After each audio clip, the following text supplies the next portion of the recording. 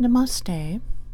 I was going to do a reading on Ashtavakra, and his words are written in the book Ashtavakra Gita, which is a book filled with non-dual wisdom. It is a very potent, wonderful book. So let's go ahead and get started with this reading.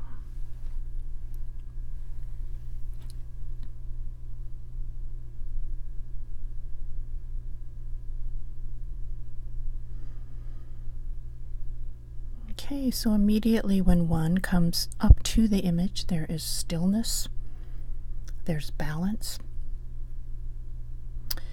and really that's the main feeling here. The other is just a story, but really this could be all at, the end of it with Ashtavakra, just this wonderful stillness.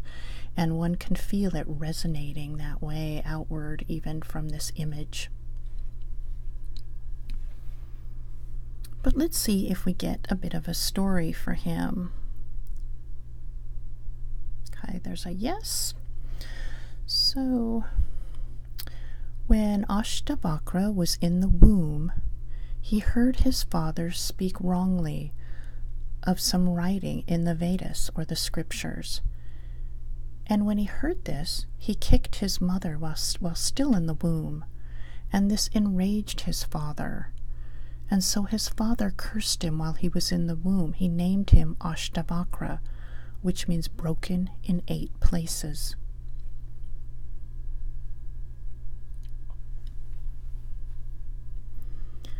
Okay, so when Ashtavakra was born, he had deformity of the limbs.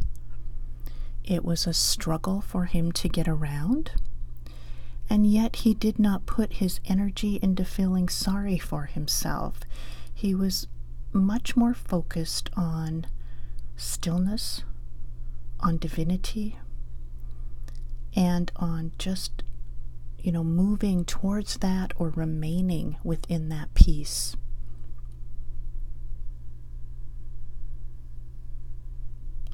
Sometimes this child would be seen sitting under the tree in deep meditation.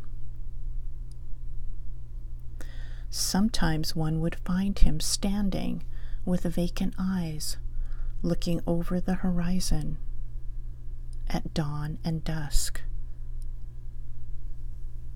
He would be lost to the absolute. His mother sometimes worried about him. How was this child going to get along, being that he was not the same as other children and could not play games like they did, or run, or do the same things that they could do? She worried about him.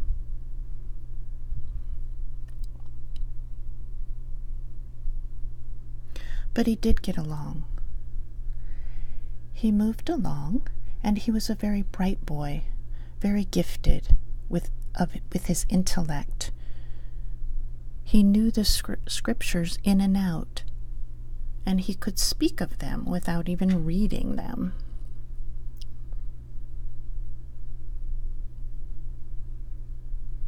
Okay, this knowledge just flowed from him spontaneously from the source.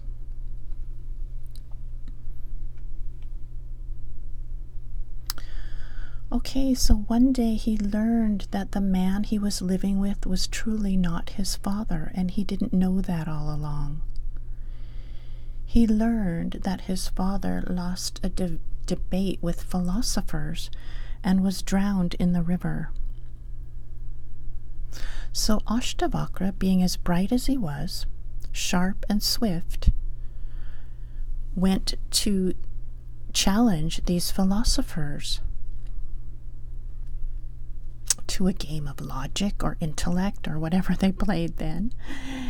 And he easily won these philosophers in this debate with his very bright intellect, an easy way of coming forward with the words or the answers, in which it was effortless.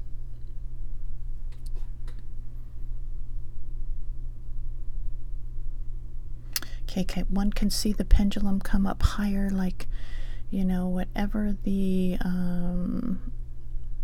whatever wisdom came, whatever this intellect and ways that Ashtavakra had, came from something higher. It came from this purity, this pure consciousness that resonated through him. So since he won this match, this debate, he was granted, his father was granted freedom. He was able to come out of the river. And so Ashtavakra went to see him and get him out. And once his father was free, his father was overjoyed to see Ashtavakra. Even though, initially that his father had put this curse on him, he told Ashtavakra to go into the river and have this curse be cleansed from him and be free of it. So Ashtavakra did go into the river. He went down deep. He sunk down and fell into a deep trance, a samadhi state. And when he walked out, he was completely clean in consciousness. His body had been restored to normalcy. And he walked out that way with this non-dual vision, this beauty, this purity. And even though his body was restored to normal, he was not focused on it. It didn't matter to him. He knew he lived beyond the body and the mind. And so he walked through the land that way. And he did bring out these beautiful words of wisdom, of non-dual wisdom, that spoke of being, that all is the self, that there is nothing other than the self, that all are equally the self. And he just, what his voice rang of was this non-dual, rich wisdom. And it just wasn't colored over with anything else. There was no confusion in those words. Okay, so let's see if we want to go to where his consciousness is now. Okay, so one can feel this fullness around it, like the full moon radiating out, these rays. Okay, so he's just, he's unchanged, and that's really all that one can say. I mean, nothing can destroy that type of consciousness. Nothing can mar it. Nothing can change it. Nothing can come above, below it. Nothing can be set against it or compare with it. That's it. So this is where Ashtavakra's consciousness remains and always will. And we are blessed to have him here and for his wisdom to resonate the way it has in this wonderful book. See if there's anything else. So that would be it for Ashtavakra. Thank you for tuning in. Namaste. Bye-bye.